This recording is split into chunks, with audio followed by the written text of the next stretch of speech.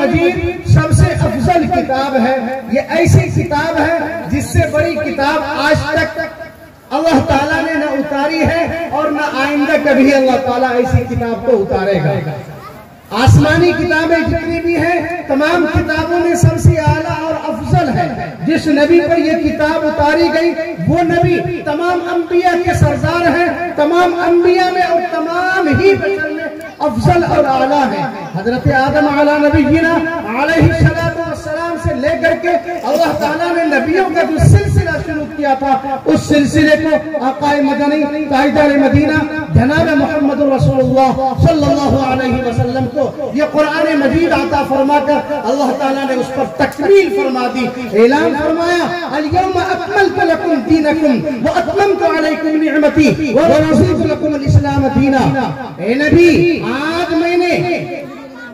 دین کو مکمل کر دیا ہے. اليوم اکملت لکم دینکم. اے نبی ہم نے آپ کے واسطے آپ کے دین کو مکمل کر دیا ہے. اس کی تکمیل ہو گئی. اب اس میں کسی طرح کی کوئی کمی نہیں ہے. اليوم اکملت لکم دینکم. گویا کہ اللہ تعالیٰ نے اس دین اسلام کی تکمیل کا اعلان کر دیا اور اس بات کا بھی اعلان کر دیا کہ ہماری نظر میں دنیا جہان کے اندر ہزاروں دین ہو سکتے ہیں, ہزاروں ادیان ہیں, ہزاروں ملتیں ہیں, بہت ساری گروہیں ہیں, بہت ساری ٹیمیں ہیں, بہت ساری تنظیمیں ہیں, بہت ساری جماعتیں ہیں, لیکن اللہ کی نظر میں صرف اور صرف دین اسلام ہی ہے. دوسری جگہ اللہ نے سمجھایا ان الدین عند اللہ الاسلام. اللہ کے نزدیک دین اسلام ہی پسندیدہ دین ہے. اس کے علاوہ اور کوئی دین اللہ کی نظر میں پسندیدہ نہیں ہے. وَمَن يَبْتَغِ غَيْرَ الْإِسْلَامِ دِينًا فَلَن يُقْبَلَ مِنْهُ. وہاں اللہ نے سمجھایا ہے اگر کوئی دین اسلام سے ہٹ کر کے کسی اور دھرم میں کامیابی تلاش کرتا ہے, کسی اور مذہب میں, کسی اور کمیونٹی میں وہ جا کر کے اپنی کامیابی کو تلاش کرتا ہے, یہ اس کا خواب ہے, خیال ہے, بھول ہے. وہ اپنی بھول کا سدھار کرے, وہ اپنی بھول کو سدھارے, اپنی اصلاح کرے, اپنے ذہن و دماغ کا علاج کرے. وہ یہ سمجھے کہ وہ آج بھی گمراہی میں ہے اور کل بھی گمراہی میں رہے گا. آج جیسے تیسے اگر اس کی دنیا کٹ گئی, یاد رکھنا اللہ تعالیٰ نے ہمیشہ ہمیشہ کے لیے جو جہنم کے اندر عذاب تیار کر رکھا ہے, مرنے کے بعد پھر اسی ہمیشہ ہمیشہ کی جہنم میں عذاب بھگتنے کے لیے جانا پڑے گا. اگر اس دنیا سے جانے کے بعد ہمیشہ ہمیشہ کی کامیابی چاہتا ہے, مرنے کے بعد اگر سب سے اچھی جگہ میں جانا چاہتا ہے, اگر مرنے کے بعد اللہ کی رضامندی کو حاصل کرنا چاہتا ہے, اگر مرنے کے بعد اللہ کی نعمتوں میں جانا چاہتا ہے, مرنے کے بعد اگر اللہ کا دیدار کرنا چاہتا ہے, اللہ کی طرف سے بنائی ہوئی ان نعمتوں کا مزہ چکھنا چاہتا ہے جس کے بارے میں آقا مدنی صلی اللہ علیہ وسلم نے فرمایا ما لا عین رأت ولا اذن سمعت وما خطر على قلب بشر. ایسی نعمتیں اللہ نے رکھی ہیں کہ جن نعمتوں کے بارے میں آقا مدنی صلی اللہ علیہ وسلم نے فرمایا آج تک دنیا کی کسی آنکھ نے دیکھا نہیں ہے, کسی کان نے سنا نہیں ہے. دیکھنا سننا تو بہت دور کی بات ہے, سنو ایسی ان نعمتوں کے بارے میں آج تک کسی انسان کے دل میں وہم خیال نہیں آیا ہے, گمان نہیں آیا ہے, تصور نہیں کیا ہے. آج تک اس نے اس کی کلپنا بھی نہیں کی ہوگی کہ ایسی نعمتیں اللہ نے وہاں پر تیار کر رکھی ہیں. لہذا اتنی اعلیٰ کتاب کو یاد کرنے والا, اتنی افضل ترین کتاب کو یاد کرنے والا, اتنی افضل ترین کتاب کو اپنے ذہن و دماغ میں بسانے والا کتنا عظیم ہوگا اندازہ لگایا جا سکتا ہے. جب کتاب بھیجنے والا سب سے بڑا, کتاب لانے والے فرشتے حضرت جبریل امین سب سے افضل, جس نبی پر کتاب اتاری گئی وہ سب سے افضل, تو اتنی بڑی کتاب کو یاد کرنے والا بھی سب سے افضل.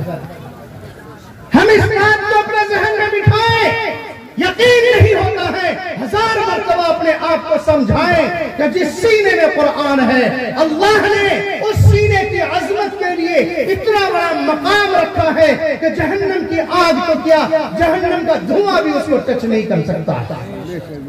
اور یہ تو مرنے کے بعد کا معاملہ ہے، دنیا کے اندر اللہ نے اس کا مقام رکھا ہے کہ فرشتوں کو اللہ تعالیٰ حکم دیتا ہے کہ یہ مدرسے میں پڑھنے والے بچے جو دنیا کی نظر میں کیڑے مکوڑے جیسے ہیں، دنیا والے اس کو انتہائی گھٹیا سمجھتے ہیں، دنیا والوں کی نگاہ میں کچھ نہیں ہے، کوئی حیثیت نہیں ہے، بے وقت سمجھتے ہیں لوگ، اتنا بڑا مقام رکھا ہے اللہ نے۔ اللہ کے رسول صلی اللہ علیہ وسلم نے تفصیلات بیان فرمائی کہ اللہ کے فرشتے ان بچوں کے پیروں کے نیچے میں اپنا پر بچھا دیتے ہیں، صرف اس بنیاد پر کہ یہ اتنی بڑی کتاب کو پڑھنے والا ہے جس کتاب کا کوئی مقام اور مرتبہ کا اندازہ نہیں لگا سکتا۔ یہ ہے حافظ قرآن بننے سے پہلے وہ بچے جو قرآن پاک کا ایک لفظ پڑھتے ہیں، وہ بچے جو قرآن پاک کا ایک حرف پڑھتے ہیں، وہ طلبہ جو قرآن پاک پڑھنے کے لیے بسم اللہ کرتے ہیں۔ آپ نے سنا ہے اس شخص کے بارے میں، اس کی بیوی حمل کی حالت میں تھی، حمل کی حالت میں رہتے ہوئے انہوں نے عزم کیا تھا، ارادہ کیا تھا کہ ہم اپنے بچے کو پڑھائیں گے، لیکن عمر نے وفا نہیں کی، اس کا انتقال ہو گیا۔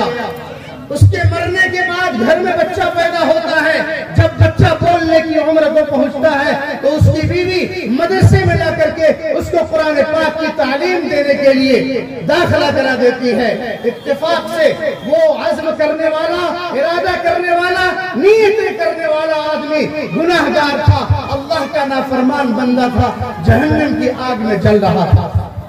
اس کی بیوی نے اس کے بچے کو مدرسے میں داخل کرایا، استاد محترم نے کہا پڑھو بسم اللہ الرحمن الرحیم، شروع کرتا ہوں میں اس اللہ کے نام سے جو بڑا مہربان اور نہایت رحم کرنے والا ہے۔ وہ بچہ یہاں پر بسم اللہ الرحمن الرحیم پڑھتا ہے، وہ بچہ اللہ کو رحمان کہہ کر پکارتا ہے، وہ بچہ اللہ کو رحیم کہہ کر پکارتا ہے، اللہ کی غیرت جوش میں آتی ہے، اللہ تبارک و تعالیٰ کی طرف سے اعلان ہوتا ہے، فرشتوں سے کہتا ہے ایک گناہگار بندہ جہنم پر اپنے کالے کرتوت کی بنیاد پر وہ جہنم کی آگ میں جل رہا ہے، لیکن اس کا چھوٹا سا معصوم بچہ اپنی توتلی زبان سے مجھے رحمان کہہ رہا ہے، اپنی توتلی زبان سے مجھے رحیم پکار رہا ہے۔ میری غیرت گوارا نہیں کرتی ہے کہ جو بچہ رحمان اور رحیم کے ساتھ مجھے یاد کرے، میں اس کے باپ کو جہنم کی آگ میں جلاؤں۔ لہذا اے فرشتوں،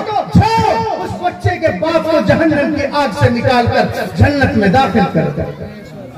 اللہ اکبر کبیرہ، یہ ہے قرآن پاک پڑھنے والے بچے کا مقام اور مرتبہ۔ ہم نہیں سمجھتے، ہماری نظر اتنی اونچی نہیں ہے، ہماری نظر دیکھ نہیں سکتی۔ در نبینت بروز شب پر چشم، چشم آفتاب را چیکنا۔ آپ نے سنا ہوگا، معلوم ہوگا، یہ چمگادر رات بھر دیکھتا ہے، اندھیرے میں اس کو نظر آتا ہے، لیکن جب دن کی روشنی پھیل جاتی ہے چمگادر کی آنکھ چن لیا جاتی ہے، اب اس کو نظر نہیں آتا۔ اس لیے شیخ سعدی رحمت اللہ علیہ نے فرمایا کہ سورج کے اندر اتنی روشنی ہے، سورج چمکدار ہے، اتنا چمکیلا ہے سورج، اتنا روشن ہے کہ اس کی روشنی میں ذرے کو بھی چمکا دیتا ہے۔ وہ سورج ایک ایک ذرے کو بھی لوگوں کی نگاہ میں لکھا کرتا ہے، ہر چیز نظر آنے لگتی ہے، لیکن اس کے باوجود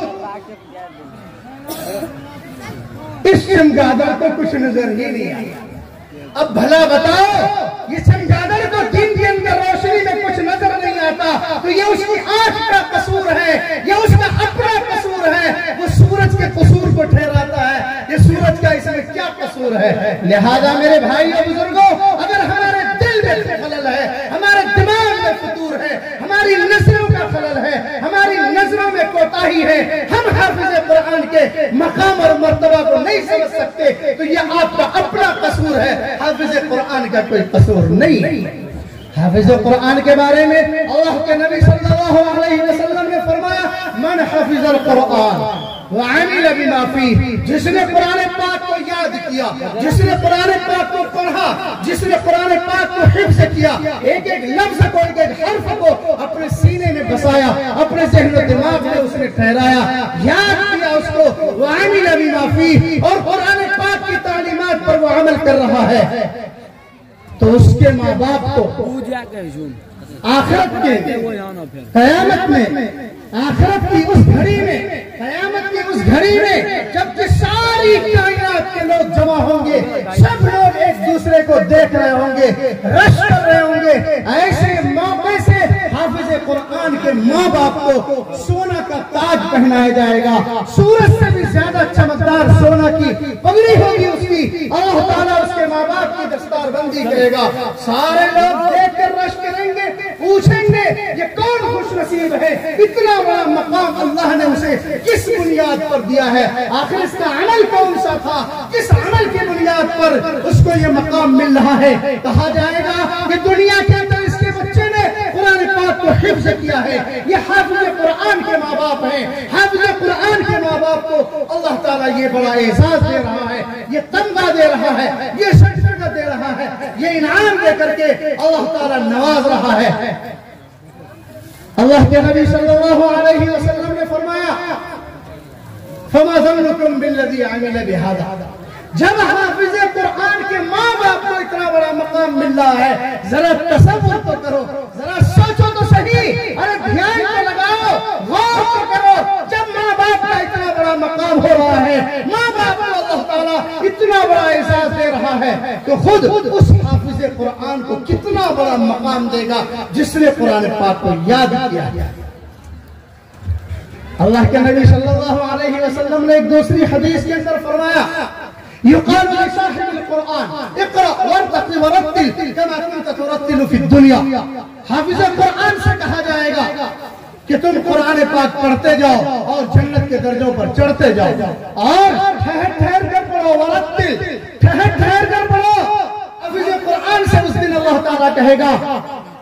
کہ قرآن پاک پڑھتے جاؤ اور جنت کے درجوں پر چڑھتے جاؤ، فَإِنَّ مَنْزِلَتَكَ عِنْدَ آخِرِ آیَةٍ تَقْرَؤُهَا، اس لیے کہ تمہارا مقام، تمہارا درجہ، تمہارا گھر، تمہارا ٹھہراؤ، تمہاری منزل وہاں پر ہے جہاں جا کر تمہاری تلاوت پوری ہوئی۔